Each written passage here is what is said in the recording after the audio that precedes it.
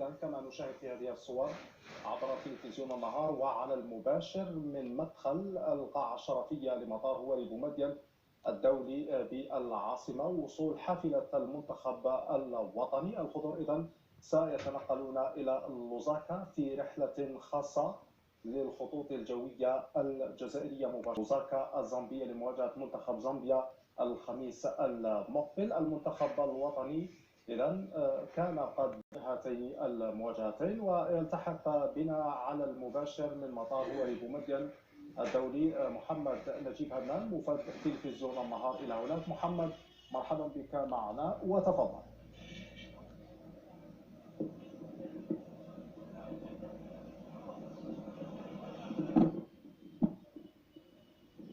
نعم، تحية لكم، صباح الخير، أهلا وسهلا. إذا في هذه الأثناء كما تشاهدون طبعا المنتخب الوطني الجزائري يغادر أرضاء الوطن نحو زامبيا من أجل طبعا تحسبا للمواجهة المرتقبة ضد المنتخب الزامبي في إطار تصفية كأس إفريقيا. إذا كما تشاهدون في هذه الأثناء وصلت حافلة المنتخب الوطني الجزائري التي طبعا تنقلت فيها الصبيحة أو منذ أقل من نصف ساعة من مركز سيدي موسى لتحضير المنتخبات الوطنية باتجاه مطار هوري بومدين، أين وصلت في هذه الأثناء. طبعا كما تشاهدون اللاعبون في هذه الأثناء يدخلون إلى القاعة الشرفية في هذه كما تشاهدون يوسف بليلي وأيوب عبدلاوي، كذلك إسلام سليماني وغيرهم من اللاعبين الذين طبعا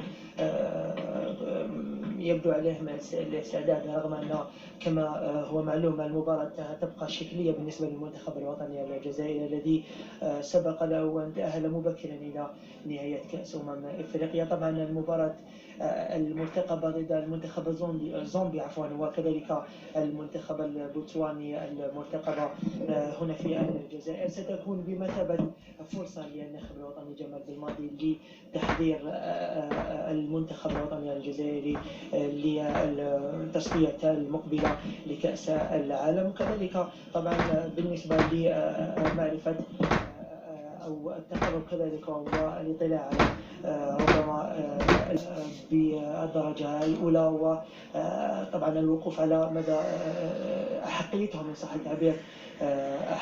صحة التعبير بتقمص ألوان المنتخب الوطني الجزائري. إذن في هذه الأثناء كما قلت المنتخب الوطني الجزائري يدخل القاعة الشرفية على أن يتنقل إلى زامبيا في حدود الساعة 10 حسن. وحسب ما أرى نجيب لا توجد تصريحات على ما أعتقد.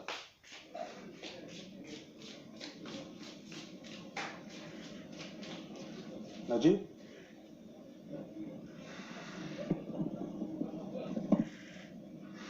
بومدين الدولي قادما من مركز تحضير المنتخبات الوطنية بسيدي موسى تحسبا للمغادرة إلى زامبيا لمواجهة المنتخب الزامبي الخميس المقبل ضمن الجولة ما قبل الأخيرة من التصفية المؤهلة لكأس إفريقيا للأمم في طبعاتها المقبلة بالكاميرون. الخضر للتذكير كانوا قد حجزوا مقعدا بالعرس القاري، وهم في طريقهم نحو الدفاع عن اللقب الذي حققوه بمصر سنة 2019، النجمة الثانية التي حققها الخضر بالأراضي المصرية. حسام، طبعا شيء متوقع جدا، لأنه بالنظر إلى ربما المنطقة المختلطة التي نظمت أمس بمركز سيدي موسى، وأين طبعا كانت الفرصة لرجال الإعلام من أجل الحديث مع اللاعبين، خاصة اللاعبين الجدد.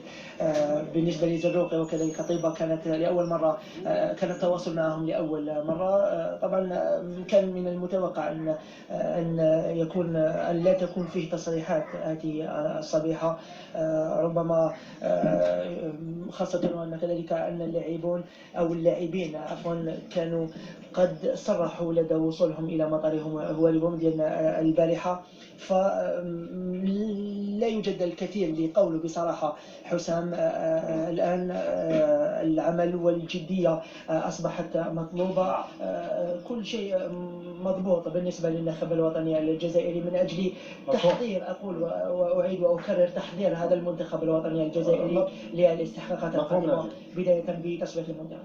نجيب، لم أرى لحد الآن الناخب الوطني جمال بالماضي. فعلا لحد الآن كنت سأقولها، جمال بالماضي لم يكن من ضمن اللاعبين، في انتظار أن نعرف السبب، لأن الناخب الوطني الجزائري كان من المتوقع أن يحضر مع اللاعبين. سنحاول طبعا التقرب من مسؤولي المنتخب الوطني الجزائري لمعرفة السبب عدم وجود جمال بالماضي رفقة اللاعبين، ولو أنه من المتوقع أن يكون هنا في أي لحظة من اللحظات. على أي حال الطائرة ستطير حسب ما قيل لنا على الساعة 10 تم بتوقيت الجزائري.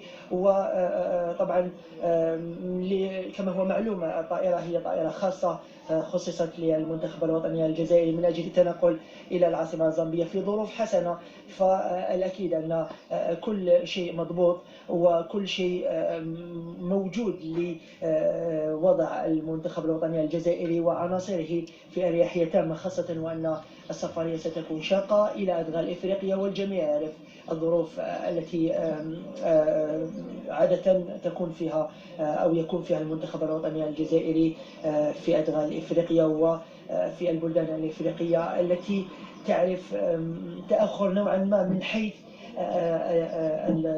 الإمكانيات، وكذلك بعيدا عن الإمكانيات كذلك الجانب المناخي، وكذلك الرحلة في حد ذاتها ستكون شاقة بالنسبة للمنتخب الوطني الجزائري وعناصره، وخاصة نتحدث عن العناصر التي أو الغير معتادة على التنقل إلى إفريقيا، والتي ستكون سابقة لها وهي الأولى من نوعها.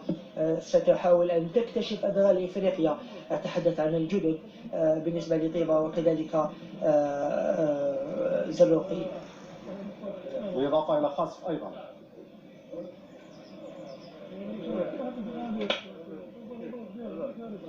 فعلا خاسف كذلك، ولو أن اللاعب المحلي مختلف نوعا ما نعم فعلا خرج مدرسة نصر حسين داي وكذلك اتحاد العاصمة، فالأكيد أن اللاعب مش متعود أكيد على أدغال إفريقيا، ولكنه يعرف جيدا على الأقل لديه فكرة مقارنة باللاعبين الذين ينشطون في هولندا وفي فرنسا والذين لم يسبق لهم وأن تعرفوا على هذه الأدغال، لا كلاما لا حديثا ولا ربما تجربة إن صح التعبير.